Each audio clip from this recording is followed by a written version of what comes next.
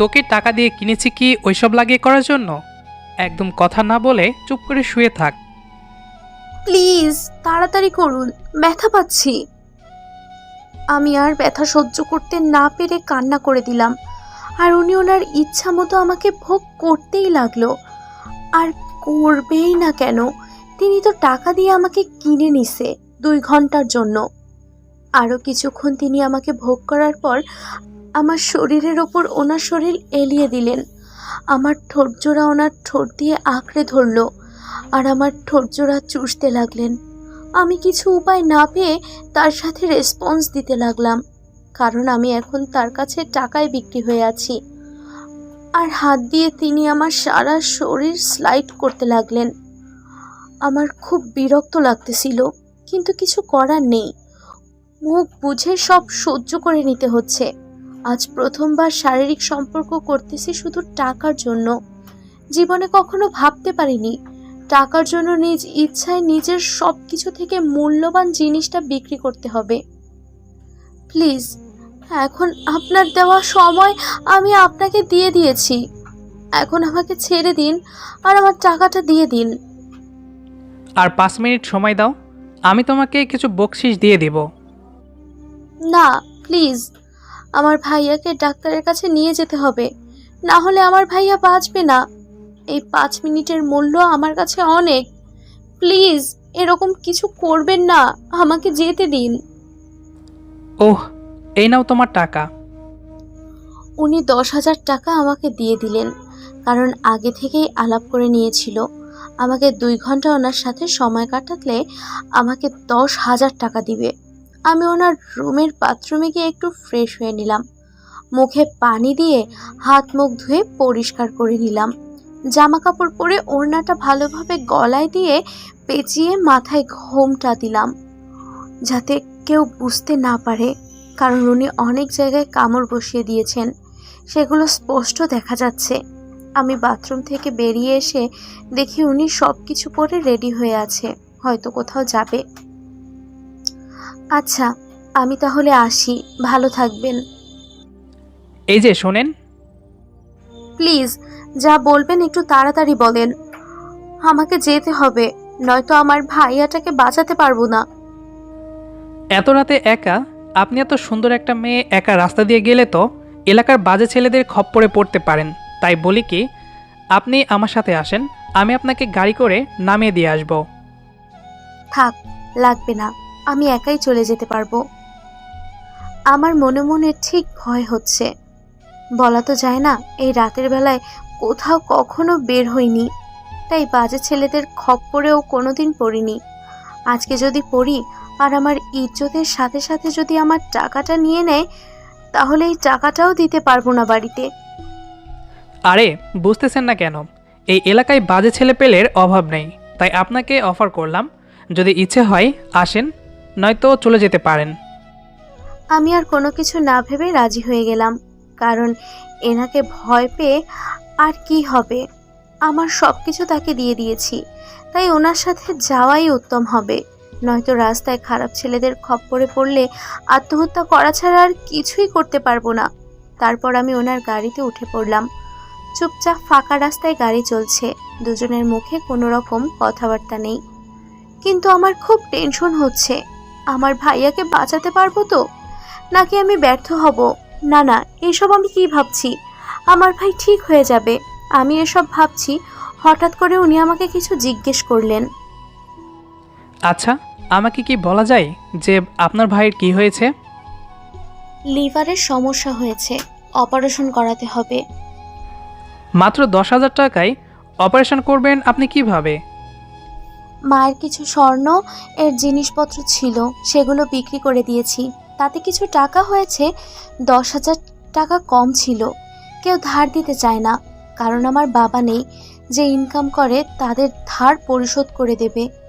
আমি এত করে সবাইকে বললাম যে আমি জব করে আপনাদের টাকা দিয়ে দেব 1 মাসের ভেতরে, কিন্তু কেউ রাজি হলো না। অনেক কান্নাকাটি করেছি এবং তাদের হাতে পায়ে ধরেছি, তাও তারা রাজি হয়নি। শেষ পর্যন্ত কোনো উপায় না পেয়ে তখন আমি মনে মনে ভাবতেছি, ছি, এটা আমি কি করলাম? আমি এত বড় অমানুষ হলাম কি করে? একটা নিরীহ মেয়ের ইজ্জত নিয়ে নিলাম, তাও আবার টাকার বিনিময়ে। যদি একটাবার তার জীবনের কাহিনী শুনতে চাইতাম, তাহলে হয়তো আমি তার সাথে এরকম কিছুই করতাম না। আর আমিও এর আগে কোনো মেয়েকে এরকমভাবে ছুঁয়ে দেখিনি। প্লিজ কান্না করবেন না। আপনি যদি এরকমভাবে ভেঙে পড়েন, তাহলে আপনার ভাইয়ের পাশে থাকবে কে? তাও আমি আমার কান্না আটকাতে পারছি না, কান্না করেই যাচ্ছি। কেন জানি আজকে কান্না করতে খুব ভালো লাগতেছে। আপনার দেওয়া ঠিকানা মতো আমি চলে এসেছি। এখন কোন দিকে যাব? সামনে গিয়ে টানে একটা গলি পাবেন, সেই গলির সামনে আমাকে নামিয়ে দিন। আমরা এসে গেছি। এটাই কি আপনার সেই গলি? হ্যাঁ, এটাই আমার বাসা। আর আপনাকে অনেক অনেক অনেক ধন্যবাদ আমাকে এরকম উপকার করার জন্য। আচ্ছা, আপনার ভাইকে কোন হসপিটালে ভর্তি করা হয়েছে? কুড়িগ্রাম সেবা ক্লিনিক। আচ্ছা, আপনার ভাইয়ের নামটা বলবেন প্লিজ? কেন বলুন তো, আপনি আমার বিষয়ে এত জানতে চাচ্ছেন? আরে বলেন না, এমনি শুনলাম আর কি। নাম কি আপনার ভাইয়ের? মিলন। আচ্ছা, আপনি বাসায় যান। আমি আমার বাসায় চলে যাচ্ছি। একটু ইম্পর্ট্যান্ট কাজ আছে তো, নয়তো আপনাকে বাসা অবধি দিয়ে আসতাম। আরে লাগবে না, এই তো সামনে আমার বাসা। আচ্ছা ঠিক আছে, বাই। তারপর উনি দূরে চলে গেলেন আর আমি আমার বাসার ভেতরে প্রবেশ করলাম। বাসার ভেতরে প্রবেশ করে দেখি মা খাবার টেবিলে বসে আছে, হয়তো আমার জন্য অপেক্ষা করতেছে।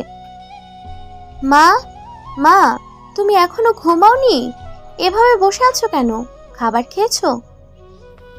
তোর আগে কি আমার খাবার গলা দিয়ে নামে? তোর আগে কি আমার খাবার গলা দিয়ে নামে? উফ, মা, তুমি এই অসুস্থ শরীর নিয়ে এখানে বসে থাকার কি আছে? অনেক রাত হয়েছে, এখন চুপচাপ আয়, খেয়ে নে। তারপর মায়ের সাথে খাওয়া দাওয়া শেষ করলাম। কি রে মা, টাকার জোগাড় করতে পেরেছিস? হ্যাঁ মা, এই যে নাও টাকা। কালকে সকালে হসপিটালের ডাক্তারকে জমা দিয়ে আমার ভাইয়ের অপারেশনটা করিয়ে নেব। একটু মুচকি হাসিতে দিয়ে মার সাথে কথাটা বললাম। মা যদি সত্যিটা জানতে পারে তাহলে আমাকে কখনোই মেনে নেবে না। তোর বাপ নেই, তাই তোকে এত কষ্ট করতে হচ্ছে, দিন নেই রাত নেই।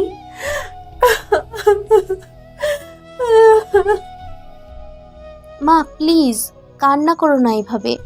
তুমি তো জানো তোমার চোখের পানি আমার সহ্য হয় না। আচ্ছা এখন খেয়ে ঘুমিয়ে পড়, অনেক রাত হয়েছে, আজকে অনেক খাটাখাটনি করেছি। আজকে তোর বুঝি অনেক ধকল গেছে, এখন তাড়াতাড়ি গিয়ে ঘুমিয়ে পড়, রেস্ট নে, কালকে সকালে আবার হসপিটালে যেতে হবে। মা, তুমি আবার বেশি রাত না জেগে তাড়াতাড়ি গিয়ে ঘুমিয়ে পড়ো, কালকে সকালে একটু কাজ করতে হবে। তারপর আমি মায়ের রুম থেকে এসে আমার রুমে আসলাম। এসে গলা থেকে ওড়না সরিয়ে আয়নার সামনে দাঁড়িয়ে দেখি অনেক জায়গায় দাগ হয়ে আছে। তার সেই স্পর্শগুলো মনে পড়লেই ডুবরে কান্না করতে ইচ্ছে করে। দৌড়ে বাথরুমে চলে গেলাম, গিয়ে শাওয়ারটা ছেড়ে দিয়ে নিতে বসে পড়লাম। আর যেসব জায়গায় দাগগুলো আছে সেখানে সেখানে তিনি আমাকে স্পর্শ করেছে, সেই জায়গাগুলো ঘষতে লাগলাম আর কান্না করতে লাগলাম। এতদিন থেকে আমি এত কষ্ট করে নিজেকে ঠিক রেখেছি, কোনো প্রেম করিনি। সেই মেয়ে আজকে, আমি সব সময় একটা জিনিস চিন্তা করেছি, প্রেম করব না, বিয়ের পর স্বামীকে আমার সবটা দিয়ে ভালোবাসবো। কিন্তু আজকে আমার সেই স্বপ্নের মাটি চাপা দিতে হলো। তারপর রুমে এসেই ঘুমিয়ে পড়লাম। 30 মিনিট পর, এরকম করো কেন? টাকা দিব তো, তার বিনিময়ে তুমি তোমার সুন্দর দেহটা দাও। প্লিজ না, এরকম করবেন না। আমি যতই পিছে যাচ্ছি লোকটা ততই এগিয়ে আসতে লাগলো। তোমার না টাকা লাগবে? আমি দিব তো, তার জন্য তুমি তোমার দেহটা দাও। আমি কান্না করতেছি আর পালানোর চেষ্টা করতেছি, কিন্তু পারছি না। লোকটা হঠাৎ করে আমার ওড়না ধরে টান দিলেন। আমি খুব জোরে চিৎকার দিলাম আর তখনই আমার ঘুম ভেঙে গেল। ও, তার মানে আমি স্বপ্ন দেখতেছিলাম এতক্ষণ। কি রে মা, কি হয়েছে? কিছু না আম্মু। চিৎকার করলে যে? একটা বাজে স্বপ্ন ছিল আম্মু। ঘুমিয়ে পড়ো। আমার গা কেমন শিউরে উঠতে লাগলো। আমার খুব ভয় হচ্ছে, যদি লোকটা সবাইকে বলে দেয় যে আমি দেহ বিক্রি করি তখন। না, আমি এসব কি ভাবছি, সব বাজে চিন্তা। আমি আর কিছুই ভাবতে পারছি না, মাথা ব্যথা করতেছে, তাই ঘুমানোর চেষ্টা করতে লাগলাম। কখন যে ঘুমিয়ে গেছি মনে নেই। সকালবেলা, আম্মু সকাল হয়ে গেছে, ওঠো। ও, টের পাইলাম না আজকে। তোমাকে কালকে রাতেই বলেছি বেশি রাত জাগবে না, তুমি হয়তো রাত জাগছো নিশ্চয়ই, তার জন্য তোমার সকাল সকাল ঘুম ভাঙছে না। পাগলি মেয়ে কোথাকার, যখন মা হবি না তখন সন্তানের কিছু হলে বুঝতে পারবি যে মায়ের মন কি বলে। ওহ আম্মু, সকাল সকাল মেজাজটা খারাপ করে দেবে না, বুঝেছো? আমি কত কষ্ট করে টাকা আনলাম যে ভাইকে তাড়াতাড়ি বাসায় নিয়ে আসব, আর এখন তোমার বকবক শুনতে হচ্ছে আমাকে। তাড়াতাড়ি উঠো তো। আম্মু আর কিছু বলল না, চুপচাপ উঠে ওয়াশরুমে চলে গেল ফ্রেশ হওয়ার জন্য। জানে যে এখন কিছু বললে আমি রেগে যাব। আমার ভাইকে নিয়ে আমার খুব চিন্তা হচ্ছে। আমার ভাইকে আমার মায়ের বুকে ফিরিয়ে দিতে পারবো তো? আল্লাহ, এমন কিছু আমাদের সাথে করিও না যার জন্য আমার মায়ের বুকটা খালি না হয়। যে ভাইয়ের জন্য আমি আমার সবচেয়ে বড় সম্পদ বিক্রি করে দিয়েছি, সেই ভাইটাকে তুমি নিয়ে নিও না। এদিকে গল্পের সেই ছেলেটি হসপিটালে এসে মিলনকে খুঁজতে লাগলো। এই যে নার্স, গত কয়েকদিন যাবৎ মিলন নামে কোনো পেশেন্ট আছে? হ্যাঁ আছে, তবে আপনি রোগীর কে হন? আর আমার জানা মতো রোগীর শুধু মা আর বোন আছে, তাহলে আপনি কে? আমি মিলনের ভাইয়া লাগি, আমি ওর বোনের স্বামী। ও আচ্ছা, আসেন আমি আপনাকে রুম দেখিয়ে দিচ্ছি। আমাকে রুম দেখিয়ে দিতে হবে না, এখানে সব থেকে ভালো ডাক্তারকে, আমাকে সেই রুমে নিয়ে চলুন। আপনি এসেছেন রোগী দেখতে, তাহলে ডাক্তার দেখিয়ে কি করবেন? আমি বুঝতেছি না আপনি এত কথা বলেন কেন। আপনি এই হসপিটালের নার্স, তাহলে আপনাকে আমি যেটা বলছি আপনার দায়িত্ব আমাকে সঠিক জায়গা মতো পৌঁছে দেওয়া। ওকে, আমার সাথে সাথে আসুন, এখানে একটু দাঁড়ান, আমি স্যারের সাথে কথা বলে আসি। একটু তাড়াতাড়ি করবেন প্লিজ।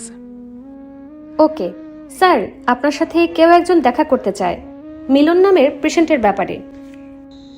আচ্ছা, পাঠিয়ে দেন, দেখি কে তিনি। তারপর নার্স বাইরে এসে অচেনা লোকটাকে ভেতরে পাঠিয়ে দিলেন। জি বলুন, আমি আপনার জন্য কি করতে পারি? আপনাদের হসপিটালে যে মিলন নামের রোগী ভর্তি আছে তার অপারেশন করুন এখন, আর যত টাকা লাগবে আমি দিব। কিন্তু আপনি কে, আর আপনি মিলনের জন্য এত টাকা দিচ্ছেন বা কেন? আমি তো আপনাকে চিনলাম না। আর এই রোগীকে যে ভর্তি করিয়াছে আমার জানা মতে তার মা আর বোন আছে, আর কেউ নেই। তাহলে আপনি কে? আমি রোগীর দুলা ভাই।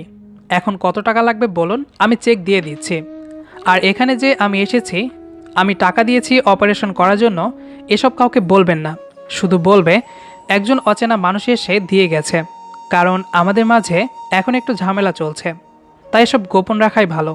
আমি চাই না ছেলেটার কিছু হোক, আর ছেলেটার কিছু হয়ে গেলে আপনার হসপিটালে আর কখনো রোগী আসবে না, এটা মাথায় রাখবেন।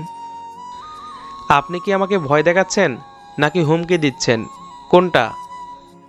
আমি আপনাকে কোনোটাই দিচ্ছি না, প্লিজ কাজটা করুন তাড়াতাড়ি, নয়তো ছেলেটাকে না বাঁচালে তার পরিবারের কি অবস্থা হবে একটু ভেবে দেখেছেন?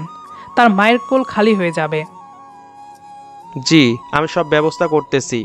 আপনি অ্যাকাউন্টে টাকা জমা দিয়ে আসতে পারেন। আর হ্যাঁ, এখানে একটু বলে দেন। ওকে, আমি আপনাদের সাথে ফোনে কন্ট্যাক্ট করব, কিন্তু এই কথাটা ওনাদের কাউকে বলবেন না।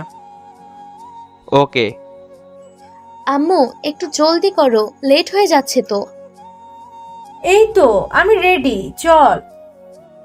যখনই হাঁটতে যাব তখনই ব্যথা অনুভব করলাম, কারণটা বুঝলাম না। আমি তো কাল পর্যন্ত ঠিক ছিলাম এবং আজ সকালে উঠেছিলাম, তাহলে এমন ব্যথা হচ্ছে কেন? কথাগুলো মেয়েটি বলল। কি রে মা, এভাবে হাঁটছিস কেন? পায়ে ব্যথা পাইছো? না, আমি ঠিক আছি, তুমি চলো তো। আজকে তোর বাবা নেই বলে তোর উপর দিয়ে বড় ঝড় বয়ে যাচ্ছে, তাই না? খুব কষ্ট হচ্ছে তোর, তাই না রে মা? ওহ মা, তুমি সবসময় বেশি বোঝো। আমি কিছু বললেই তুই রেগে যাস কেন বুঝি না। আমাকে তো বলবি তোর কি হয়েছে, তাই না? আমার কিছু হয় নাই, তুমি আমাকে নিয়ে চিন্তা করো না। আর লেট হয়ে যাচ্ছে এমনিতেই। তারপর আম্মু সহ আমি একটা রিক্সা ভাড়া করে হসপিটালে চলে আসলাম। আম্মু তুমি যাও, আমি রিক্সা ভাড়া মিটিয়ে আছি। ওকে, তাড়াতাড়ি আসবি। তারপর রিক্সাওয়ালাকে 50 টাকা দিলাম, তাকে ধন্যবাদ জানালাম সঠিক সময় পৌঁছে দেওয়ার জন্য। রিক্সাওয়ালা কিছু না বলে সুন্দর একটা হাসি দিয়ে চলে গেলেন। আমি হাসপাতালে ঢুকে দেখি আম্মু নার্সের সাথে তর্ক করতেছে, কিন্তু বিষয়টা কি বুঝলাম না।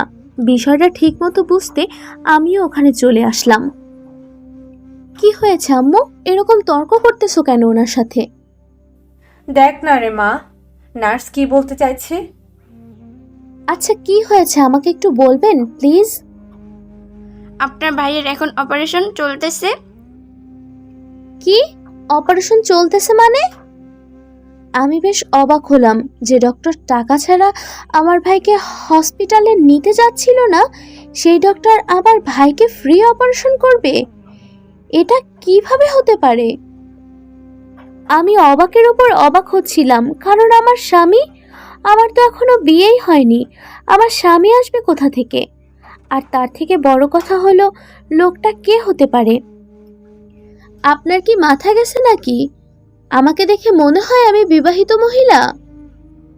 আমি অনেকবার লোকটাকে জিজ্ঞেস করেছিলাম পেশেন্টের কি হন।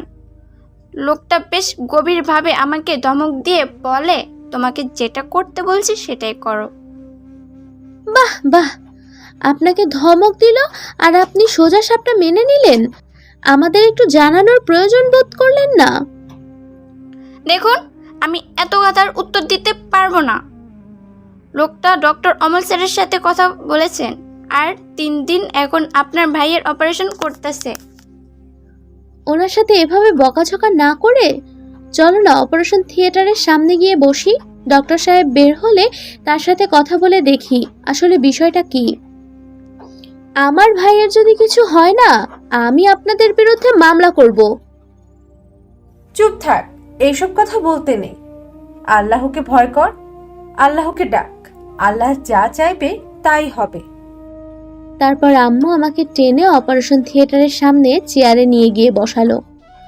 এত টেনশন করিস না তো, যেটা ভাগ্যে আছে সেটাই হবে। আমি ঠিক বুঝতে পারতেছি আম্মু যতই আমাকে টেনশন মুক্ত থাকতে বলছে, কিন্তু আম্মু নিজেই অনেক টেনশনে আছে। আসলে মায়েরা কখনো সন্তানের অমঙ্গল চায় না।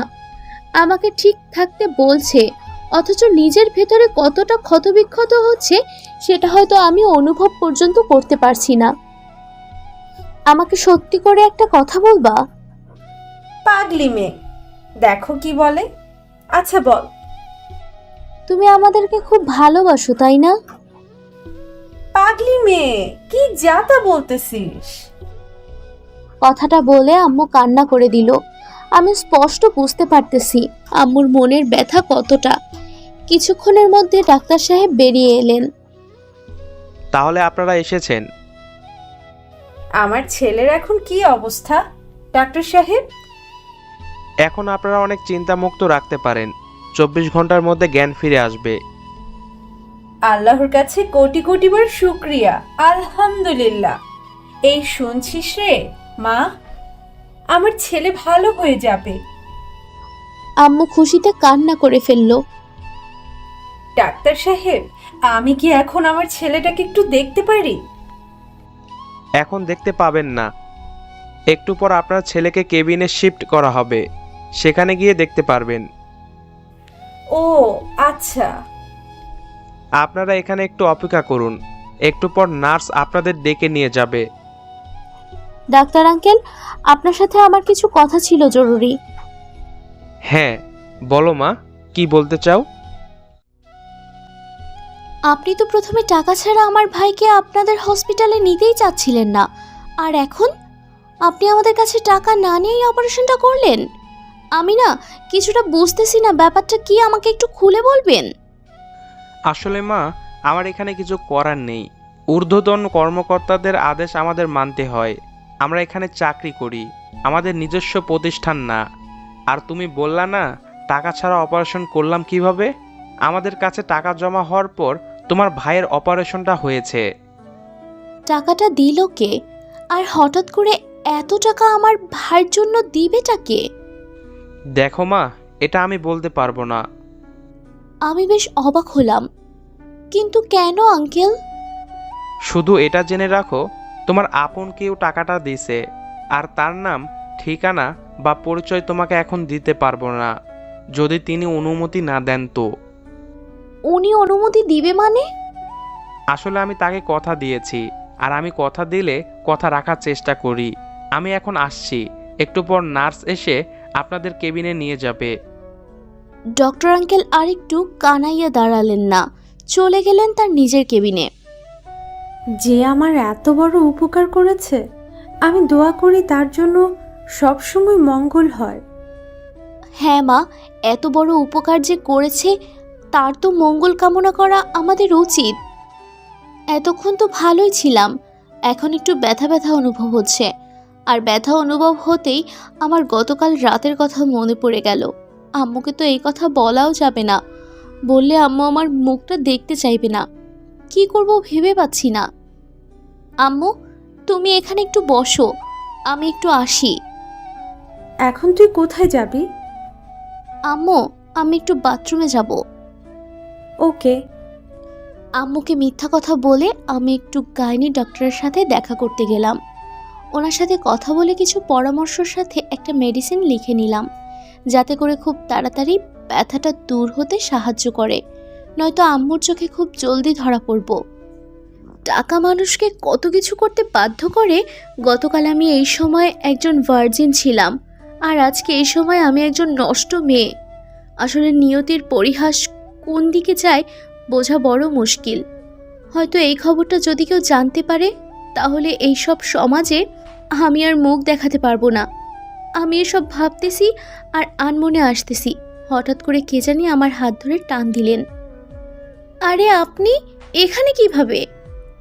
তার আগে বলেন, এখন আপনি কেমন আছেন? আমার ভালো থাকা না থাকা সেটা পুরোটাই নির্ভর করে আমার ভাইয়ের উপর আর আমার মায়ের উপর। তারা দুজন ভালো থাকলে আমি ভালো থাকি। এত খেয়াল রাখেন আপনার পরিবারের ওপর? যদি তাদের খেয়াল না রাখি, তাহলে আমি পৃথিবীতে বেঁচে থাকবো কি নিয়ে? আপনার সাথে যুক্তিতে হয়তো আমি পারবো না, কারণ আপনি অনেক যুক্তি দেখাতে পারেন। আপনি বললেন না তো এখানে কেন এসেছেন? এসেছিলাম, একটু কাজ ছিল।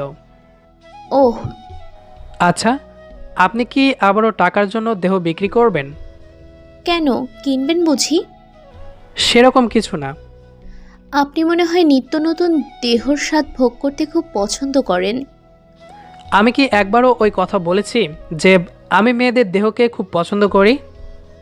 না, তা বলেননি, কিন্তু আপনি যেহেতু আবার জিজ্ঞেস করতেছেন, তাই ভাবলাম আপনি হয়তো নিত্য নতুন দেহকে খুব পছন্দ করেন।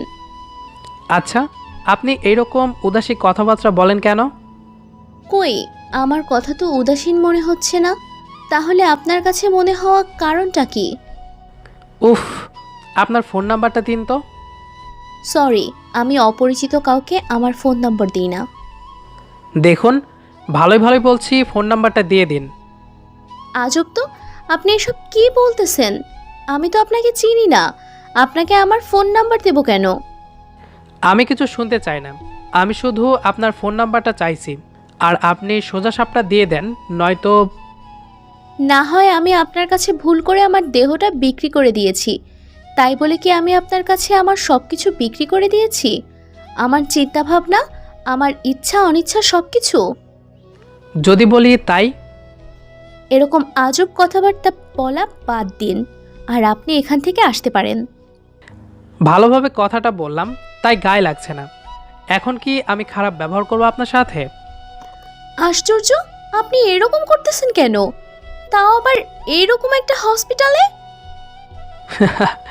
আমি আপনার ফোন নাম্বার চাইছি, আপনি ফোন নাম্বারটা দিলে আমি এখান থেকে চলে যাব। না, আমি আপনাকে আমার ফোন নম্বর দিতে পারবো না। ভেবে বলছেন তো? হ্যাঁ। আমি ওখান থেকে চলে আসতে নিলেই লোকটা আমার হাত টেনে ধরে। কি হলো, এরকম অভদ্রতার মতো কাজ করতেছেন কেন? উনি কিছুই না শুনে শুধু আমাকে ওনার কাছে টেনে নিচ্ছে।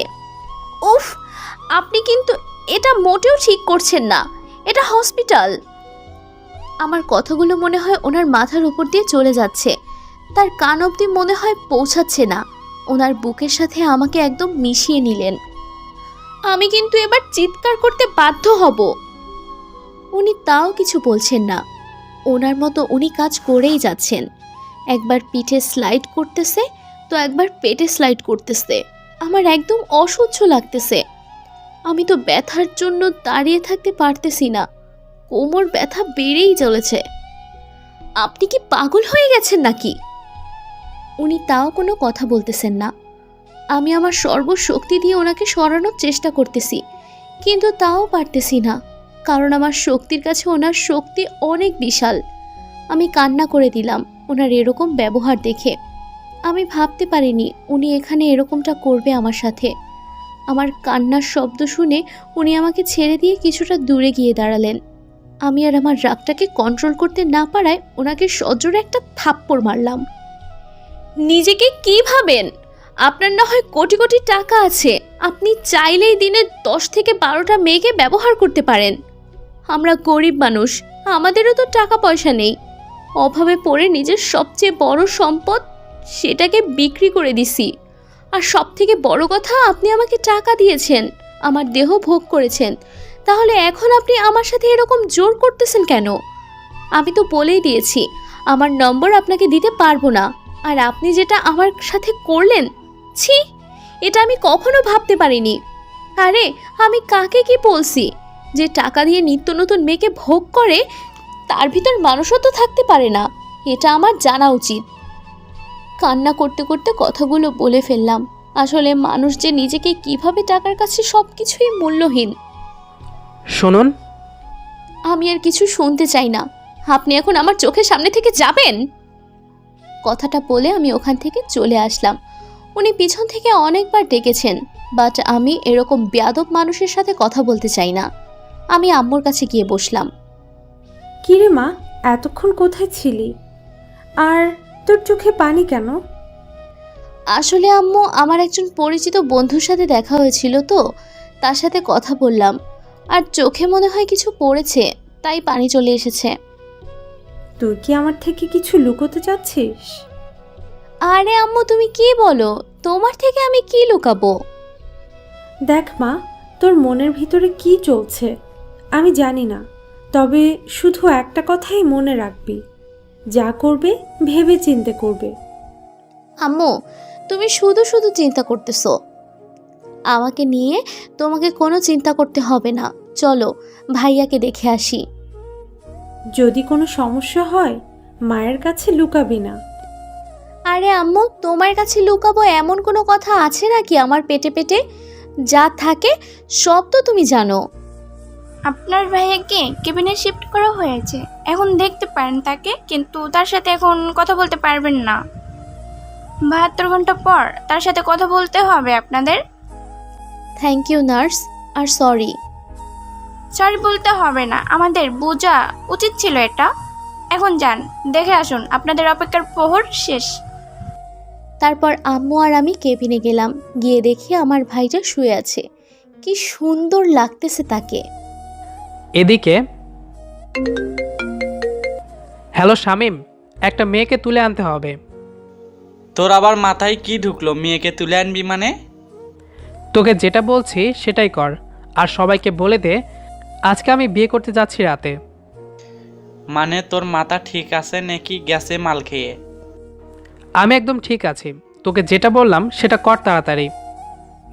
ভালো করে ভেবে দেখ, এসব কাজ করা ঠিক হবে না, পুলিশ কেস পর্যন্ত হতে পারে। তুই আমার রাগ সম্পর্কে ভালোভাবে জানিস, আমার মাথাটা এখন গরম আছে, আর আমি যেটা করতে চাই সেটা করি, তুই তো সেটাও ভালো করে জানিস। তাহলে এরকম ন্যাকামি না করে আমি যেটা বলছি সেটা কর, নয়তো তোকে আজকে আমি। ওকে, তোর যা ইচ্ছা তাই হবে, কিন্তু এর মাঝে আমাকে টানবি না। তার মানে তুই আমাকে এই কাজটা করতে সাহায্য করবি না, তাই তো? আমি কি বলছি যে আমি সাহায্য করব না? দেখ, এরকম পেঁচাই কথা বলবি না, সরাসরি বল এখন কি আমাকে সাহায্য করবি কি না।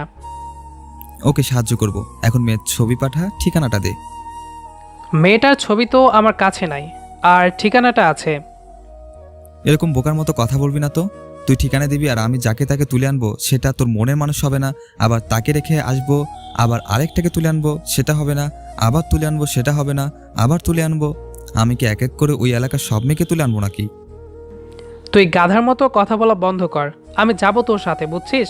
আর আমি যাকে দেখিয়ে দেব তাকে তুলে আনতে হবে, অন্য কাউকে না। আর তুলে আনার পর যদি মেয়েটা বিয়ে করতে রাজি না হয় তখন? বিয়ে করতে রাজি হবে না মানে? 100 বার রাজি হবে। জোরপূর্বক বিয়ে করব আমি। তাতে কি মেয়েটা তোকে মন থেকে ভালোবাসবে? ওই মেয়ের মনে তোর জন্য শুধু ঘৃণা থাকবে, আর কিছু থাকবে না, বুঝেছিস? এখনো ভেবে দেখ ব্যাপারটা। ওই, তুই আমাকে জ্ঞান দিবি না, যেটা করতে বলতেছি সেটাই কর। আর আমি বাসায় যাচ্ছি, সন্ধ্যায় তোর সাথে দেখা হচ্ছে। অন্তত আঙ্কেল আন্টিকে বলিস যে তুই বিয়ে করতে যাচ্ছিস। আপাতত কাউকে জানাবো না, শুধু তুই, আমি আর মেয়েটা, আর অন্য কেউ জানবে না। মানে তুই কি লুকিয়ে বিয়েটা করতে চাচ্ছিস? কিছুটা সেরকমই। আচ্ছা, তোর যেটা মন চায় সেটাই কর, আমি তোকে বোঝাতে পারবো না। তোকে বোঝাতে গেলে আমি পাগল হয়ে যাব। আচ্ছা বাই, সন্ধ্যায় দেখা হচ্ছে। ওকে। তারপর আমি ফোন কেটে দিয়ে বাড়ি গেলাম। এদিকে আম্মু, তুমি বাসায় যাও, আমি ভাইয়ের সাথে রাতে থাকবো। আরে পাগলি মেয়ে, কি বলিস? আমি থাকবো, তুই বাসায় গিয়ে থাক। আরে আম্মু না, তোমার এখানে থাকতে কষ্ট হবে, আর আমি এটা কখনোই চাই না যে আমি থাকতে আমার মা কষ্ট করবে। আরে পাগলি মেয়ে, চুপচাপ থাক, বাসায় যা, আমি থাকতে পারবো। আম্মু, তুমি বোঝার চেষ্টা করো, তোমার শরীরের অবস্থা খারাপ। তুমি বাসায় যাও, আমি এখানে থাকতে পারবো। আমি তোকে আদেশ করতেছি, তুই এখন বাসায় যাবি, আর আমি এখানে থাকবো। উফ আম্মু। আর কোনো কথা হচ্ছে না। ওকে, তাহলে আমি বাসায় যাচ্ছি। টেবিলে সব কিছু রাখা আছে, সময় মতো ভাইয়াকে ওষুধ খাইয়ে দিও। আর তুমিও ঠিক মতো ঘুমিয়ে পড়ো, রাত জেগো না আবার। আচ্ছা, তোর কথাই হবে। এখন তুই বাসায় যা, সন্ধ্যা হয়ে যাচ্ছে। এখন ছেলেকে পাইছো তো মেয়েকে তাড়িয়ে দিচ্ছ, তাই না? এখন কোনো বকা দেওয়ার ইচ্ছে নেই আমার, তাই চুপচাপ আছি। যদি বকা শুনতে না চাস তাহলে বাসায় গিয়ে রেস্ট নে, কাল সকাল সকাল চলে আসিস। ওকে আমার লক্ষ্মী আম্মু। আম্মুর গালে একটা পাপ্পি দিয়ে বেরিয়ে পড়লাম। পাগলি মেয়ে আমার, আজকে যদি তোর বাপ বেঁচে থাকতো তোকে একটুও কষ্ট করতে হতো না রে মা। হসপিটাল থেকে বেরিয়ে দেখি রাস্তায় কোনো রিক্সা দেখা যাচ্ছে না। সন্ধ্যার সময় তো তাই, সচরাচর এখানে সন্ধ্যার সময় এসে রিক্সা পাওয়া যায়, কিন্তু আজকে কেন জানি রিক্সা দেখতে পাচ্ছি না। উফ, কেমনটা লাগে, একটা রিক্সাও নেই, এখন হেঁটে যেতে হবে। ভাবতেই কান্না পাচ্ছে, এমনিতেই ব্যথা, তার উপর যদি এতটা পথ হেঁটে যাই, না জানি সকালে ঘুম থেকে উঠতে পারবো কিনা। এই ওই দিক দেখতে লাগলাম কোনো রিক্সা দেখা যায় কিনা, কিন্তু না, হয়তো আমার ভাগ্যটাই খারাপ। দূর, আর কিছু না ভেবে হাঁটা শুরু করলাম, দেখি সামনে গিয়ে রিক্সা পাই কিনা। রাস্তার এক সাইড দেখতে যাচ্ছি, তার রাস্তা দিয়ে কত রঙের গাড়ি চলাচল করতেছে। সন্ধ্যার সময় তো, তাই পরিবেশটা একটু মজাদার লাগছে। আমার কাছে ইচ্ছে করতেছে আমি এই প্রকৃতির সাথে মিশে যাই, তাহলে থাকবে না কোনো কষ্ট, থাকবে না কোনো দুঃখ। আসলে মানুষ এমন একটা প্রাণী যাকে সব কিছুর সাথে মানিয়ে চলতে হয়। শত কষ্টের মাঝেও নিজের জীবনকে বাঁচিয়ে রাখতে প্রতিনিয়ত আমরা কত কিছুই না করতেছি, শুধু ভালোভাবে বেঁচে থাকার জন্য আর শান্তিতে দুবেলা দুমুঠো ভাত খাওয়ার জন্য। আমরা মানবজাতি কতই আজব, তাই না? কিছু কিছু বড়লোক আছে যারা গরিবদের পেটে লাথি দেয়। হয়তো আমি যেমন দরিদ্রতার কারণে জমা সব থেকে বড় সম্পত্তি বিক্রি করে দিয়েছি, পতিতালয়ে যে মেয়েগুলো আছে তারা হয়তো পেটের দায়ে এইসব কাজ করতে বাধ্য হয়। আসলে প্রতিটা পতিতা নারীকে জিজ্ঞেস করলে তার অতীতটা জানতে চাইলে তার মুখ থেকে শুনতে হবে নানা করুণ কাহিনী, যেটা আপনার মনকে নাড়া দিতে বাধ্য করবে।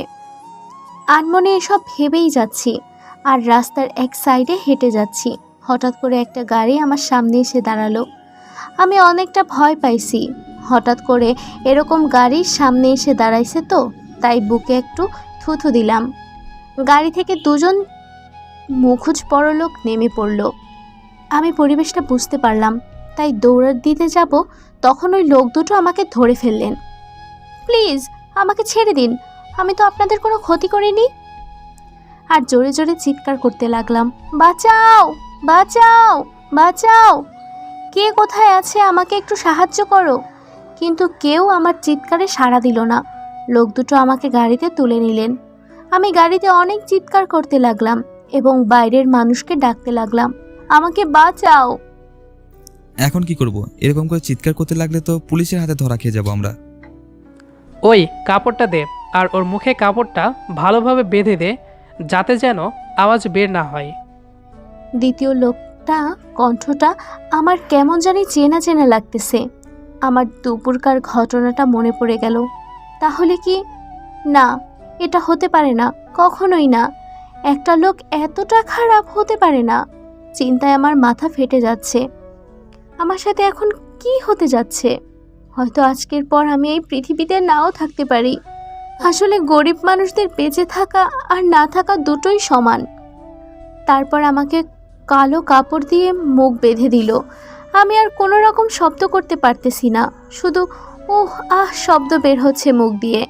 আর গাড়িটা প্রচুর গতিতে চলতেছে, মনে হচ্ছে যে কোনো সময় অ্যাক্সিডেন্ট হবে। আমার হাত এমনভাবে বেঁধেছে, খুব ব্যথা হচ্ছে। ব্যথা সহ্য করতে না পেরে কান্না করে দিলাম। কান্না করা ছাড়া আমার আর কোনো উপায় হচ্ছে না। কি করব? আমার তো জীবনটাই শেষ। আজকের পর হয়তো আমি কালকে সকালে সূর্য দেখতে পাবো না। আমি মারা গেলে আমার মা আর ভাইটাকে কে দেখবে? এটা মনে পড়তেই আমার বুক ফেটে যাচ্ছে। কি হবে আমার মা আমার ভাইয়ের? কিছুক্ষণ পর গাড়িটা দাঁড়ালো। ভেতরে সবকিছু রেডি আছে, তুই ভাবিকে নিয়ে আয়। জলদি ভেতরে যা, সবাইকে বল কোণে এসে গেছে, আর কাজীকে বল সব কিছু রেডি করতে। এসব ওনারা কি কথাবার্তা বলছেন? কাজী, বিয়ে, কোণে, আমার তো সব মাথার উপর দিয়ে যাচ্ছে। এখানে আবার কার বিয়ে হতে যাচ্ছে? আর আমাকে যদি বিয়ে বাড়িতে নিয়ে আসবে, তাহলে এইভাবে বেঁধে তুলে আনতে যাবে কেন? ভালোভাবে তো আনতে পারতো।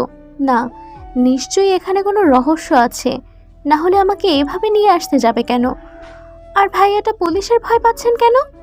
না, আর কিছু ভাবতে পারছি না। এসব কি হচ্ছে আমার সাথে? একদিকে তো আমার মা আর ভাইয়ের টেনশনে আমার মাথা ফেটে যাচ্ছে। আমাকে গাড়ি থেকে জলদি নামিয়ে উনি ওনার ঘাড়ে তুলে নিলেন, যেভাবে কিডন্যাপাররা কাউকে কিডন্যাপ করে নিয়ে যায়। আমাকে ঘাড়ে তুলে নিয়ে এত তাড়াতাড়ি তিনি বাড়িটার ভেতর ঢুকে গেলেন। আমার খুব ভয় হচ্ছে। আমি খুব লাফালাফি করতেছি, কিন্তু কোনো প্রকার শব্দ করতেছি না, কারণ আমার মুখ বাঁধা। ভেতরে প্রবেশ করে আমি তো অবাক, কি হতে যাচ্ছে এখানে? আর এসব কি? এখানে দেখতেছি পুরাই বিয়ের ফাংশন।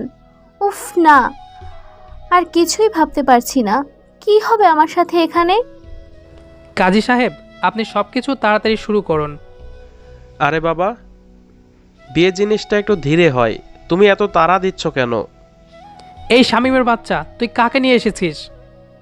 ওনার এইরকম লাগবে, তবে আমি তো ভয় চুপসে গেলাম, কারণ লোকটাকে যখন আমি প্রথম দেখেছিলাম তখন থেকেই ভেবে নিয়েছি এই লোকটা বদমেজাজি। আর তার ব্যবহারগুলো তো আমার জানা আছে, কী রকম ব্যবহার। কাজী সাহেব, আমরা কিন্তু আপনাকে কন্ট্যাক্ট করে এনেছি। আপনি যত তাড়াতাড়ি পারবেন বিয়ের কাজ সম্পূর্ণ করে ওখান থেকে চলে আসবেন। তাই বলে একটা মেয়েকে এইভাবে তুলে এনে আপনারা বিয়ে করতে পারেন না। ওই কুত্তার বাচ্চা, তুই কি আমার হাতে এখানে মরতে চাস, নাকি বেঁচে তোর ছেলে মেয়ের মুখ দেখতে চাস? যদি বেঁচে বাসায় ফিরতে চাস তো তাড়াতাড়ি বিয়ের কাজ শুরু কর, নয়তো তোকে এখানে পুঁতে ফেলবো। আরে বাবারে, এটা দেখি আস্ত একটা ডেভিল। এই লোকটা মনে হয় খুন খারাপিতে তো সেরা। উফ, আমি কেন যে ওই কাজটা করতে গেলাম ওই রাতে? না হলে আমাকে কখনোই এরকম কিছু সম্মুখীন হতে হতো না। কাজী সাহেব চুপচাপ বিয়ে পড়াতে লাগলেন। মিয়াজিপাড়া নিবাসী মোহাম্মদ আব্দুস সাত্তারের দ্বিতীয় পুত্র মোহাম্মদ মাহিন আল ইসলাম 1 টাকার দেনমোহর ধার্য করিয়া সরকারপাড়া নিবাসী মৃত মোহাম্মদ সলিম মিয়ার প্রথম কন্যা মোসাম্মদ দীপা সুলতানা বিবাহ বন্ধনে আবদ্ধ করা হইল। বলো মা কবুল। চুপ করে আছি, কারণ এখনো আমার মুখে কাপড় দিয়ে বাঁধা। বলো মা কবুল। আমি এত চিৎকার করে বলতে চাই যে আমি এই বিয়ে করতে পারবো না, কিন্তু আমার মুখ তো বাঁধা, শব্দ বের হচ্ছে না। কি হলো, ভালোই ভালোই কবুল বলবা নাকি আমার আঙ্গুলটা বাঁকা করতে হবে আবার? কিরে, কেউ এভাবে বিয়ে করে? শালা তুই চুপ থাক। আমার বিয়ে আমি যেভাবে ইচ্ছা সেভাবে করব। তুই কোনো কথা বলবি না, চুপচাপ বসে তামাশা দেখ। আমি এত বিয়ে বাড়িতে গেছি, এত বিয়ে দেখেছি, কোনোদিন দেখি না যে মেয়ের মুখে কাপড় বাঁধা। মেয়ের কথা বলতে পারবে না, কিন্তু বিয়ে হবে। তাই তো, আমি তো এতক্ষণ খেয়ালই করি নাই যে মেয়ের মুখে এখনো কাপড় বাঁধা। আচ্ছা মিয়া, আপনি আপনার বউকে ভালো করে দেখবেন না? আপনার জ্ঞান কি সব উধাও হয়ে গেছে? বিয়ের জন্য পাগল হয়ে গেছেন, তাই না? সবাই কি হাসাহাসি করতেছে, এদিকে আমার কান্না কেউ দেখার মতো কেউ নেই। হয়তো এখানে আমি যতই নানা বলি না কেন কিছু হবে না, আমাকে বিয়ে করবে আজকে রাতেই। উফ, তারপর আমার মুখ থেকে কাপড়টা সরিয়ে নিল, আর আমি জোরে জোরে নিঃশ্বাস নিতে লাগলাম, কারণ এতক্ষণ থেকে ভালোভাবে নিঃশ্বাস নিতে পারিনি। আর কিছুক্ষণ থাকলে হয়তো মরেই যেতাম। এই মেয়ে, এখন সোজা সাপটা কবুল বলে দে। যদি তোর ভাইয়ের আর তোর মায়ের মানে আপনি এতটা জঘন্য? ভালোই ভালোই বলতেছি, নয়তো তোর ভাইয়া তোর মা কালকে সকালে সূর্যটা দেখতে পারবে না। ছি, একটা মানুষ এতটা খারাপ হতে পারে, এতটা জঘন্য হতে পারে? আপনাকে না দেখলে হয়তো বুঝতাম না। এখন চুপচাপ কবুল বল। যত তাড়াতাড়ি কবুল বলবি তত তোর মা আর ভাইয়ের জন্য মঙ্গল হবে, কারণ এখন তারা অনেক কষ্টে আছে। মানে কি বলতে চাচ্ছেন আপনি? আমার মা আর ভাই ওর যদি কিছু হয় তো আমি আপনাকে মেরে ফেলবো। শামিম, ভিডিও ফুটেজ ওকে দেখা, নয়তো কবুল বলবে না। এসব আমি কি দেখতেছি? আমার মা আর ভাইয়া সুন্দর ঘুমিয়ে আছে, কার কয়েকজন লোক বন্দুক হাতে তাদের দিকে তাক করে আছে। হয়তো আমি কবুল না বললে আমার মা আর ভাই এ দুনিয়াতে বেঁচে থাকতে পারবে না। এসব দেখার পর আমি নিস্তব্ধ হয়ে গেছি, আমার পুরো দুনিয়াটা যেন উলটপালট হয়ে যাচ্ছে। এসব দেখার আগে যদি আমি মরে যেতাম বা আমাকে ধর্ষণ করে মেরে ফেলতো তাই সহ্য হতো, কিন্তু প্রতিনিয়ত ধর্ষণ হতে হতো না এই পশুটার হাতে আমাকে। কবুল বলবি নাকি তোর পুরো ফ্যামিলিকে মেরে ফেলবো? আমি বাধ্য হয়ে কবুল বলে দিলাম।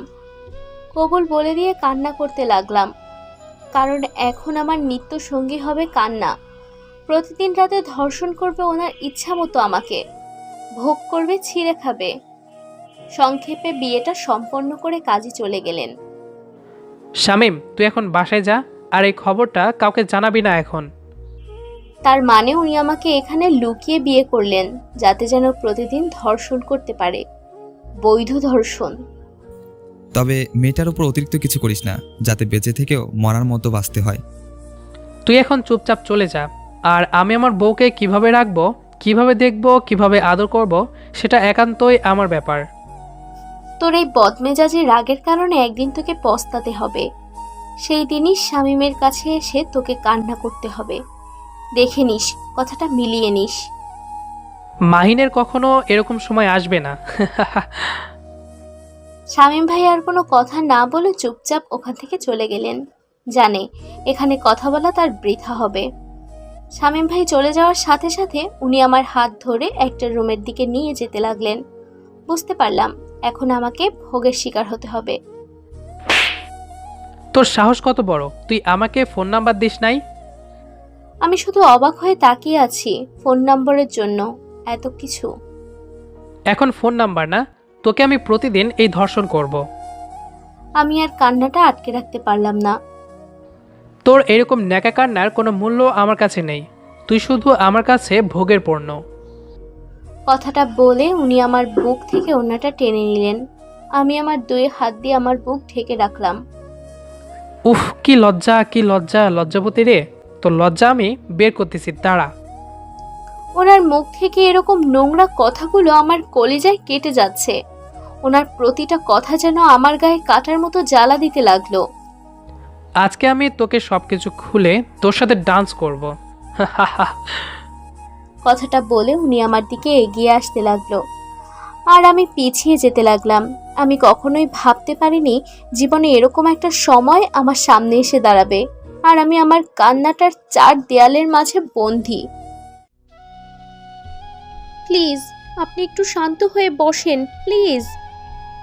অনেক কষ্টে কথাটা মুখ দিয়ে বের করলাম। ওনার রাগ দেখে আমি পুরোটাই শুদ্ধ হয়ে গেছি। কি হচ্ছে আমার সাথে এখানে? কেন এত তাড়াতাড়ি তোর দেমাগ শেষ হয়ে গেল? আমি আমার কিসের জন্য দেমাগ দেখাবো আপনাকে? আমার যা কিছু ছিল সব তো আপনি লুটে নিয়েছিলেন। আমি তোর দেহ লুটে নিয়েছিলাম, এটাই বলতে চাচ্ছিস তুই, তাই না? আসলে আপনি আপনার রাগটা একটু কন্ট্রোল করেন আর শান্ত হয়ে বসে আমার কথাগুলো শোনেন, প্লিজ। তোর কোনো কথা শোনার আমার সময় নেই।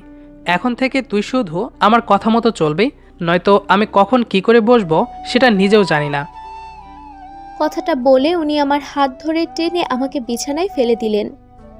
প্লিজ, এরকম কিছু করবেন না, আমার কিছু সমস্যা আছে। তাতে আমার কি হয়েছে? আপনি বোঝার চেষ্টা করুন। এখন আমি আপনাকে সেই সুখটা দিতে পারবো না, আর একটা মেয়ের ইচ্ছার বিরুদ্ধে কিছু করলে সেটা ধর্ষণের শামিল হবে। আপনি একটু বুঝুন, এখন তো আমি আপনার বউ, তাই না? তুই কোনোদিন আমার বউ হওয়ার যোগ্য ছিলি না, আর হবিও না, বুঝছিস? আমি তো তোকে শুধু ভোগ করার জন্যই বিয়ে করেছি। আমি কখনো এটা আশা করিনি ওনার মুখ থেকে, আর আমি এর থেকে ভালো কিছু আশা করতে পারি না। আমার মতো মেয়ের সাথে এরকমটাই হয়। যে মেয়ে সামান্য 10,000 টাকা জোগাড় করতে পারে না, তার জন্য দেহ বিক্রি করতে হয়, সেই মেয়ের সাথে আর কি হতে পারে? এখন তো আমার কোনো কথার মূল্য থাকবে না। তারপর উনি আমার উপর শুয়ে পড়লেন। আমার ঠোঁটে তার ঠোঁট দুটো ডুবিয়ে দিয়ে ননস্টপ কিস করতে লাগলেন। আমার খুব বিরক্ত লাগতেছে, কারণ এখন আমার এসব সহ্য হচ্ছে না। আমি ওনাকে এত সরানোর চেষ্টা করতেছি, কিন্তু আমি তার শক্তির সাথে পেরে উঠতে পারতেছি না। আমার ঠোঁট থেকে ওনার ঠোঁট দুটো সরিয়ে আমার গলায় ওনার ঠোঁট দুটো ডুবিয়ে দিলেন এবং ননস্টপ কিস করতে লাগলেন। ওনার প্রতিটা স্পর্শ আমার অসহ্য লাগতেছে। ইচ্ছা করতেছে যদি আমার শক্তি থাকতো তাহলে ওনাকে এখানে মেরে ফেলতাম, কিন্তু আমি তার সাথে এখন পারবো না। আস্তে আস্তে যখনই আমার জামার পিন খুলতে লাগলেন, প্লিজ এরকম কিছু আজকে আমার সাথে করবেন না, আমি খুব অসুস্থ, আপনি বোঝার চেষ্টা করেন। জোরে জোরে কান্না করতেছি আর কথাগুলো ওনাকে বলতেছি, কিন্তু আমার কথাগুলো ওনার কান অবধি পৌঁছাচ্ছে না। ওনার 2 হাত দিয়ে আমার সারা শরীর স্লাইড করতে লাগলেন এবং এটা আমার খুব বিরক্ত লাগছে। আমি জোরে জোরে কান্না করতে লাগলাম। আমি ওনাকে ভালোবাসি না করেই যাচ্ছি, কিন্তু উনি আমার কোনো বাধাই মানতেছে না। ওনার মতো উনি আমাকে ব্যবহার করতে লাগলেন। উনি আমাকে ওনার ইচ্ছা মতো ভোগ করতে লাগলেন, আর আমি ব্যথায় বারবার চিৎকার করে কান্না করতেছি, কিন্তু আমার কান্নার কোনো মূল্য নেই ওনার কাছে। উনি ওনার মতো কাজ করেই যাচ্ছে তার। আমার ব্যথাতে কলিজাটা মনে হয় ফেটে যাচ্ছে। আমার মনে হচ্ছে এই আমি মারা যাব। এত ব্যথা পাচ্ছি যে আমি একসময় অজ্ঞান হয়ে গেলাম। যখন আমার জ্ঞান ফিরল তখন দেখি আমি একদম ঠিক আছি। আমার শরীরে কোনো ব্যথা অনুভব হচ্ছে না, বা আমি কোনো রকম অস্বস্তি বোধ করতেছি না। এটা কিভাবে সম্ভব? এত তাড়াতাড়ি আমি এতটা সুস্থ? ঘড়ির দিকে তাকিয়ে দেখলাম রাত 3টা বাজে। আমাকে যখন এই রুমে নিয়ে আসা হয়েছিল তখন রাত 9টা বেজেছিল, আর এখন রাত 3টা বাজে। তার মানে আমি অনেকক্ষণ থেকে ঘুমিয়ে আছি। আমি রুমের চারদিকে তাকিয়ে দেখলাম কোথাও ওনাকে দেখা যাচ্ছে না। ব্যাপার কি? আমাকে একা ফেলে উনি কি চলে গেলেন নাকি?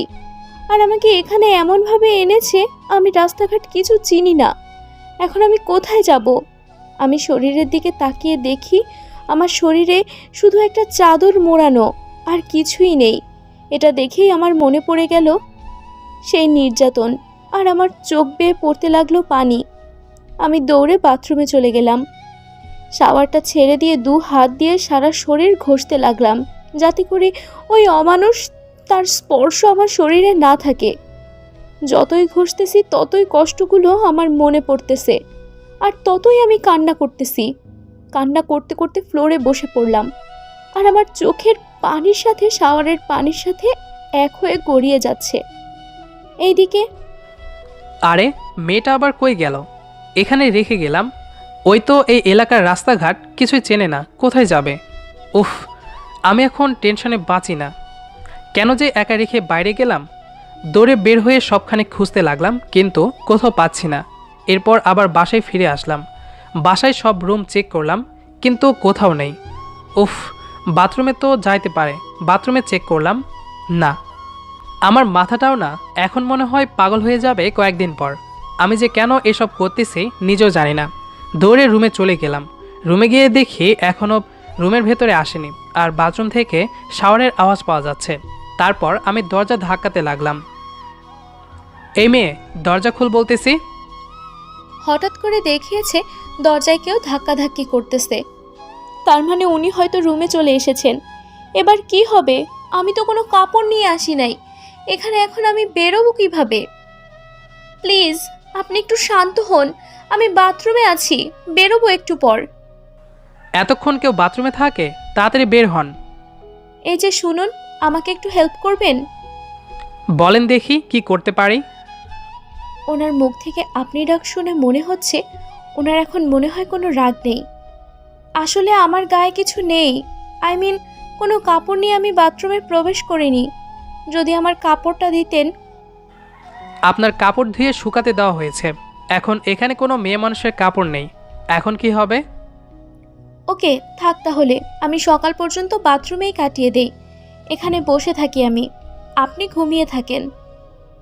সারা রাত ওইখানে থেকে ঠান্ডা লেগে যাবে, আর যখন আপনার জ্বর হবে, অসুখ হবে, আপনার ফ্যামিলির জন্য সেবা করবে কে? আপনাকে দেখবে কে? আপনার ভাইকে দেখবে কে? আমার পরিবারকে নিয়ে আপনার এত টেনশন করতে হবে না, বুঝছেন? তার মানে আপনি এখন বাথরুমের ভেতরে আছেন, তাই সাহস দেখাচ্ছেন, তাই না? উফ, আর বেশি কিছু বলা যাবে না। বলা তো যায় না, সাইকো একটা দরজা ভেঙে ফেলতে পারে আবার। এই নিন আমার শার্ট, একটা প্যান্ট, পরে নিন। মানে আপনার প্যান্ট কি আমার হবে? তার থেকে বড় কথা, আপনার শার্ট, আপনার প্যান্ট আমি পরবো কেন? ওকে, কিছুই করতে হবে না, এমনিতেই বেরিয়ে আসেন। আমি তো আর অন্য কেউ না, আপনার স্বামী তো, তাই না? তাড়াতাড়ি চলে আসেন। উফ, কি বেহায়া মানুষ, মুখে কিছুই আটকায় না। মন তো চাচ্ছে এখনই গিয়ে খুন করে ফেলি, কিন্তু এখন কিছুই করা যাবে না। কিছু করতে গেলে হয়তো আমার ফ্যামিলিকে হারাতে হবে। কি করতেছেন? আমার অফার গ্রহণ করবেন নাকি না? আচ্ছা দেন দেখি। কোনো উপায় না পেয়ে রাজি হয়ে গেলাম, কারণ সারা রাত তো আর বাথরুমে থাকা সম্ভব না। তারপর দরজা আলতো ফাঁক করে ওনার শার্ট প্যান্ট নিয়ে গেলাম। নিয়ে তো নিলাম, গায়ে পরে দেখি সব ঢিলা হলো। এখন কি হবে? হাঁটবো কিভাবে আমি? হাত দিয়ে প্যান্ট ধরে রাখলাম, ধরে আস্তে আস্তে হেঁটে বাইরে আসলাম। আমি বাইরে আসার সাথে সাথেই উনি যেটা করলেন সেটা আমি কখনো কল্পনা করতে পারিনি, যে উনি এরকম কাজ করবেন আমার সাথে। আমি বাথরুম থেকে বের হতেই উনি আমাকে কোলে তুলে নিলেন। আজব তো, আমি হাঁটতে পারি না নাকি নাকি আমি ছোট বাচ্চা যে আপনি কোলে তুলে নিলেন? উফ, বেশি রকম বকবক করলে ফেলে দেব কিন্তু কোল থেকে। না না, এই মানুষের বিশ্বাস নেই, তাই আমি ওনার গলা শক্ত করে জড়িয়ে ধরলাম, যাতে করে চাইলেও আর ফেলে দিতে না পারে। ভয় পাচ্ছেন তাই তো? আসলে ওনার মতলবটা কি আমি বুঝতে পারতেছি না। একটু আগে আমার সাথে যেটা অত্যাচার করলো, আর আমিও তার সাথে এত নর্মাল ব্যবহার করতেছি, আর আমি চাইলেও রুড ব্যবহার করতে পারতেছি না। তার সাথে ব্যাপারটা কি? থাক, এসব নিয়ে ভাবার সময় পাইবেন, এখন একটু বিছানায় শুয়ে থাকেন। আমার কিছু জানার ছিল, আশা করি উত্তরগুলো আপনি দিবেন। কোনো রকম কথা না বলে সুন্দরভাবে শুয়ে রেস্ট নিন, আর যদি একটা কথা বলেন তো আবারও শুরু করে দেব। এই না না, আমি সুন্দরভাবে ঘুমিয়ে পড়তেছি, তাও আবার ওসব করিয়েন না। এই তো লক্ষ্মী মেয়ে, তাহলে তাড়াতাড়ি ঘুমিয়ে পড়েন। আপনি কি চুরি করতে যাবেন নাকি? মানে? কই, আমি তো কিছুই বলিনি। আপনি হয়তো কানে একটু বেশি শুনেন, তাই হয়তো সমস্যা হচ্ছে আপনার। বেশি রকম ন্যাকামি করার চেষ্টা করবেন না, তাহলে এতে বিপরীত হয়ে যাবে। আর আমার রাগ উঠলে আমি কন্ট্রোল করতে পারি না, এটা আমি আপনাকে অনেক আগেই বলে দিয়েছি। আচ্ছা, আপনার এত রাগ কেন? আপনাকে ছোটবেলায় আপনার আম্মু মনে হয় তেতো জিনিস বেশি খাওয়াইছিল। এই মেয়ে, আমাকে ভয় লাগতেছে না? এত বকবক করতেছেন কেন বুঝতেছি না। রাত অনেক হয়েছে, আপনি রেস্ট নেন। এমনিতেই নিজের শরীরের কোনো খোঁজ পায় না, অল্প একটু জ্ঞান হারিয়ে ফেলে, তার আবার বকবক আছে। আমি আপনাকে আগেই বলেছিলাম, আমি ওর জন্য মোটেও প্রস্তুত ছিলাম না, যে আপনার ওটা সহ্য করার মতো ক্ষমতা আমার ছিল না। তখন আমি আপনাকে বলে দিয়েছিলাম, আর আপনি সেটা না শুনেই কাজ শুরু করে দিয়েছিলেন। তখন আমি কি করব? এখন আমি কি করব? আপনি যেটা খুশি সেটা করেন, কিন্তু আমার কথা আপনি রিপিট করবেন না। আপনি যেটা খুশি সেটাই করেন, কিন্তু আমার কথা আপনি রিপিট করবেন না। আমি কিন্তু সত্যি সত্যি আবার রেগে যাব। রেগে গেলে আমি কি করে বসি আমি সেটা নিজেও জানি না। আমি কিন্তু সত্যি সত্যি এবার রেগে যাব। আমি রেগে গেলে কি করে বসি সেটা নিজেও জানি না। উফ, আপনার সাথে কথা বলে আমার ভুল হয়েছে। উফ, আপনার সাথে কথা বলাই আমার ভুল হয়েছে। কি মহা ঝামেলায় পড়লাম রে বাবা। এরকম একটা ঘাড়তেরা মানুষের সাথে আমার জীবন পার করতে হবে। না জানি আরো কত কি আছে আমার ভাগ্যে। আচ্ছা, অনেক হয়েছে, এখন ঘুমিয়ে পড়েন। সকালে আবার আপনাকে হসপিটালে দিয়ে আসতে হবে আমাকে। জি না, আপনাকে আমার সাথে যেতে হবে না। আপনি চুপচাপ এখানে থাকবেন, আর আমাকে গাড়ি ভাড়াটা শুধু দিবেন। আমি চলে যেতে পারবো একা। এখন আর আপনি একা না যে যেটা খুশি সেটাই করে বেড়াবেন। এখন একটা কথা মাথায় রাখুন, আপনার স্বামী আছে, আর তার থেকে আপনাকে পারমিশন নিতে হবে যে কোনো কাজ করতে গেলে। আমার স্বামীর প্রয়োজন নেই এখন। যে স্বামী শুধু তার ভোগ করার জন্য বউকে বিয়ে করে, ওই রকম স্বামী আমার লাগবে না। এইবার কিন্তু বেশি বেশি হয়ে যাচ্ছে। আমি রেগে গেলে কি করব সেটা তো ভালো করেই জানেন আপনি। কি আর করবেন বলেন? সর্বোচ্চ আমাকে নির্যাতন করবেন, টর্চার করবেন, একটু আঘাত করবেন। আপনার যা খুশি তাই করবেন, তাই তো? এর থেকে তার বেশি কিছু আর করতে পারবেন না। সর্বোচ্চ মেরে ফেলতে পারবেন। এত বেশি বুঝলে মাথা খারাপ হয়ে যাবে, বুঝছেন? হ্যাঁ, আপনি এটাই তো করতে পারেন, তাছাড়াও তো আর অন্য কিছু করতে পারেন না। কান্না করে দিলাম। এত রাতে কান্না করা অফ করেন আর ঘুমিয়ে পড়েন। এমনিতে শরীর অসুস্থ আপনার অনেক। আমার শরীর অসুস্থ থাকে, সুস্থ থাকে, সেটা আমি দেখব, আপনাকে দেখতে হবে না। শুধু আপনাকে আমি বিছানায় সময় দিতে পারলেই আপনার হবে, তাই তো? আচ্ছা, আমি যথেষ্ট চেষ্টা করব আপনাকে বিছানায় সময় দেওয়ার। প্লিজ, হাত জোর করে বলতেছি, আর একটা কথা না। তাহলে আমি কি করে বসবো সেটা নিজেও জানি না। আর আমার রাগের ওপর আমি একটু কন্ট্রোল করতে পারি না। আর আমি রেগে গেলে যে কি করে বসি জানি না। প্লিজ, হাত জোর করে বলতেছি, আপনি শুয়ে পড়েন আর ঘুমিয়ে পড়েন। কান্নাটা বন্ধ করেন। আমি আর কিছুই বললাম না, বালিশে মুখ গুজে দিয়ে কান্না করতে লাগলাম। কারণ এই লোকটাকে বিশ্বাস করতে নেই। আমি তাকে কখনোই মেনে নিতে পারবো না মন থেকে। যার ব্যবহার এরকম, তার সাথে কখনো ভালোবাসা নামক বন্ধনে আবদ্ধ হওয়া যায় না। কান্না করতে করতে কখন যে ঘুমিয়ে গেছি সেটা আমি নিজেও জানি না। যখন আমার ঘুম ভেঙে গেল তখন দেখি চারিদিকে পাখির ডাকাডাকি এর আওয়াজ শোনা যাচ্ছে। আর সকালকার সোনালি রোদ্দুর জানালা ভেদ করে আমার মুখে এসে পড়তেছে। সকালের আবহাওয়াটা বেশ চমৎকার, খুব ভালো লাগতেছে এখন। বিছানা থেকে উঠে গা মড়ামড়ি দিলাম। একটু গায়ে ব্যথা অনুভব হচ্ছে, উঠতে ইচ্ছা করতেছে না, তাই আবার শুয়ে পড়লাম কাঁথাটা গায়ে টেনে নিয়ে। কাঁথাটা বুকের মধ্যে ভালোভাবে আঁকড়ে ধরে শুয়ে আছে। চোখ বন্ধ করে হঠাৎ করে রুমে কারো আসার শব্দ পেলাম। চোখটা আলতো খুলে দেখলাম ওই লোকটা। এই যে সকাল হয়ে গেছে, আপনার কি ঘুম হয়েছে নাকি আরও কিছুক্ষণ ঘুমাবেন? আমি চুপচাপ চোখ বন্ধ করে আছি, কোনো সাড়া দিচ্ছে না তার কথায়। আপনি কি এখনো ঘুমিয়ে আছেন নাকি ঘুমের ভান ধরে আছেন? আমি তাও কোনো কথা বলতেছি না। তারপর দেখি উনি আমার পাশে বসে হাতের আঙুলের ভেতর ওনার হাতের আঙুল দিয়ে মুষ্টি বদ্ধ করে নিলেন খুব শক্ত করে। আমি একটু ব্যথা পেলেও চুপচাপ শুয়ে আছি, কোনো রকম রেসপন্স দিলাম না, কারণ একটু রেসপন্স দিলে উনি বুঝে যাবেন যে আমি জেগে আছি। তারপর উনি ওনার পা হাত দিয়ে আমার চুলগুলো কানের ওপর দিয়ে গুজে দিচ্ছে। হয়তো আজকের এই অনুভূতিটা অন্যরকম হতে পারত যদি তিনি আমার সাথে এরকম খারাপ ব্যবহার না করে আমাকে ভালোবাসা দিয়ে আগলে রাখতেন তাহলে। কিন্তু এখন ওনার জন্য আমার মনে কোনো রকম ভালোবাসা নেই, আছে শুধু ঘৃণা। একটু পরে উনি ওনার ঠোঁট দুটো দিয়ে আমার কপালে আলতো স্পর্শ করে দিলেন। আর এই স্পর্শটা এমনভাবে করেছেন আমার সারা শরীর কেঁপে উঠল। আমিও চোখ বন্ধ করে থাকতে পারলাম না, চোখটা খুলে ফেললাম। কি হচ্ছে এসব? তার মানে আপনি এতক্ষণ ঘুমের ভান ধরেছিলেন, তাই না? এটা একান্ত আমার ব্যাপার, আপনাকে বলতে যাব কেন? আচ্ছা, আমাকে বলতে হবে না। আপনার কাপড়গুলো শুকিয়ে গেছে, এই যে এনে দিলাম, তাড়াতাড়ি পরে নিন। আমি একটু বাইরে আছি, আর একটু পরে গাড়ি আসবে। হসপিটালে যেতে হবে আপনার ভাইকে আনতে।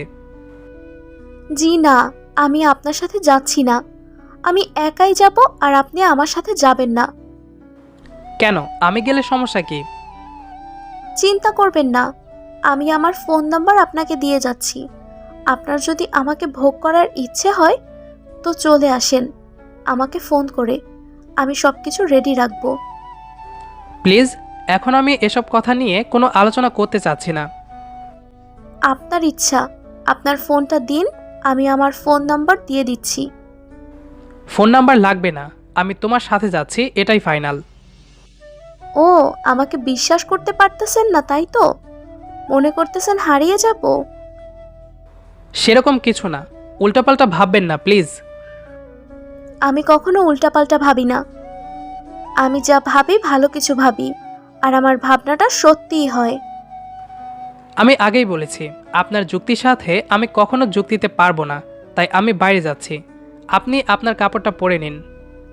কথাটা বলে উনি বাইরে চলে গেলেন, আর আমি উঠে ওয়াশরুমে চলে গেলাম। তারপর ওনার দেওয়া শার্ট আর প্যান্টটা খুলে আমার কাপড়গুলো পরে নিলাম, আর ওনার শার্ট প্যান্ট ভালোভাবে ধুয়ে বাইরে শুকাতে দিয়ে রুমে আসলাম। রুমে আসার পর আমি পুরাই অবাক, কারণ এইটুকু সময় এরা কিভাবে হতে পারে? আমি ওনার স্বপ্ন দেখতেছি, এটা কখনো সম্ভব হতে পারে না। এসব কি হচ্ছে এখানে?